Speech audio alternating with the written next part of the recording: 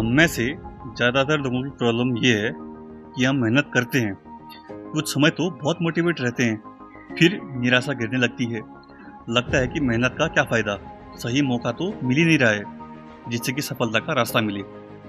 मैं आपको एक कहानी बताने जा रहा हूँ, इससे आपको पता चल जाएगा अगर हम मेहनत करते रहेंगे तो मेहनत का फल ज़रूर मिलता है, भले देर से ही सही, लेकिन अगर हम मेहनत करने में कोई भी कसर नहीं छोड़ेंगे तो सफलता ज़रूर मिलती है। तो एक बार की बात है, एक बार देवराज इंद्र किसानों से नाराज़ हो गए और उन्होंने कहा कि अगले 12 साल तक बारिश नहीं होगी। जब बारिश नहीं तो खेत नहीं। किसान बड़े परेशान हुए और उन्होंने इंद्रदेव से दया के लिए याचना की। इंद्रदेव ने आखिरकार किसानों को एक उपाय बताया, अगर भगवान शिव अपना डमरू बजाएंगे तो बारिश जरूर होगी। किसान भागे भागे भगवान शिव जी के पास पहुंचे और उनसे अपना डमरू बजाने का अनुरोध किया। इंद्र भी कच्चे खिलाड़ी नहीं थे, उन्होंने शिव जी से पहले ही भरोसा ले लिया था कि वो 12 साल तक डमरू नहीं बजाएंगे। तो भगवान शिव ने किसानों को वही जवाब दिया कि डमरू बजाएंगे तो 12 साल के बाद।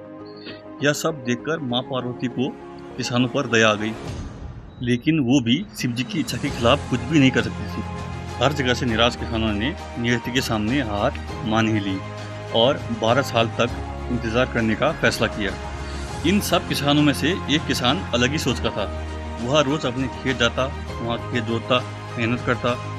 उसके इस मेहनत का फल कुछ नहीं था, लेकिन फिर भी वह रोज यही काम करता।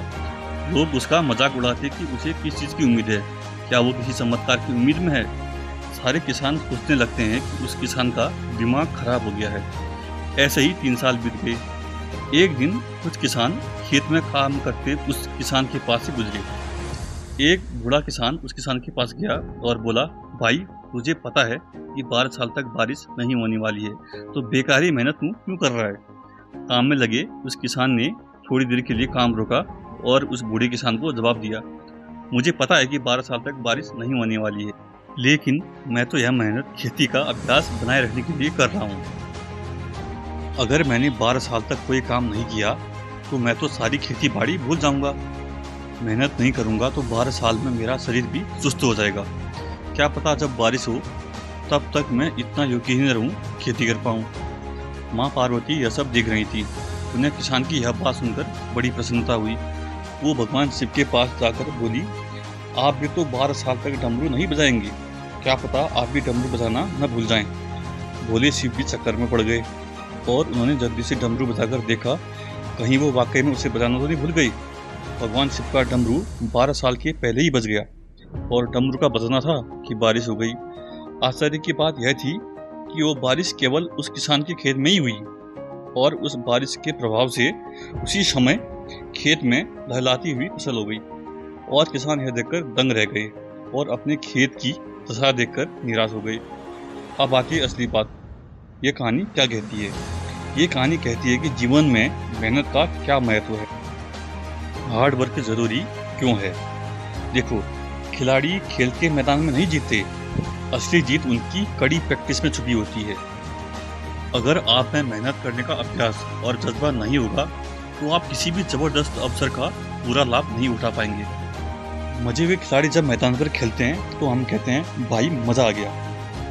हम यह भूल जाते हैं कि खिलाड़ी के उस प्रदर्शन के पीछे लंबे समय तक की गई कड़ी मेहनत है। तो मेरा ये कहानी सुनाने का मतलब था, आप चाहे किसी भी फील्ड में हो, अगर आपको सफलता मिलने में देरी लग रही है तो आप मेहनत में कमी मत करो, उस चीज़ में मेहनत आप करते रहो। एक दिन सफलता ज़रूर मिलेगी, देर से ही सही, लेकिन सफलता ज़रूर मिलती है। देखो, जब हम कोई अगर पौधा लगाते हैं ना, तो पौधा हमें तुरंत फल तो देता नहीं है, उसके पीछे भी हमें कड़ी मेहनत करनी पड़ती है, सालों तक इंतज़ार करना पड़ता है, तब जाके हमें फल मिलता है। ऐसा ही मेहनत का भी है।